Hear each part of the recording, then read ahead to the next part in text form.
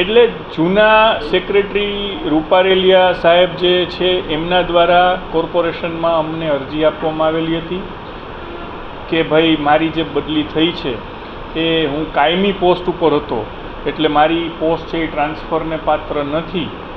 એ વસ્તુને ધ્યાનમાં લઈને જે કંઈ કાયદાકીય અભિપ્રાય લેવાના તે લઈને જે પ્રક્રિયા જીપીએમસી એક્ટમાં દર્શાવેલ છે એ મુજબ એમની અરજી ગ્રાહ્ય રાખીને પ્રક્રિયા દ્વારા એમને પરત લેવામાં આવ્યા છે. મેયરનો સમય તો જ્યારે મેયરની જવાબદારી મળે છે ત્યારે હોય જ છે અને એની જવાબદારી જ એટલા માટે હોય છે કે એને લોકોના કામ કરવાના હોય છે. આ કોઈ મોજ મજાની વસ્તુ નથી. મને કોઈ નોટિસ કોઈના કંઈક આપનામાં માહિતી ભૂલ ભરેલી છે. ગઈ વખતના જનરલ બોર્ડમાં મને કોઈ નોટિસ આપવામાં આવેલી નથી કે મારી ઉપર કોઈ કાર્યવાહી કરવામાં આવેલી નથી. ના, એ અરજી આ જ વખતે થઈ છે. જે તારીખે અરજી આવી ત્યારથી અમે તાત્કાલિક પગલાં લીધા છે.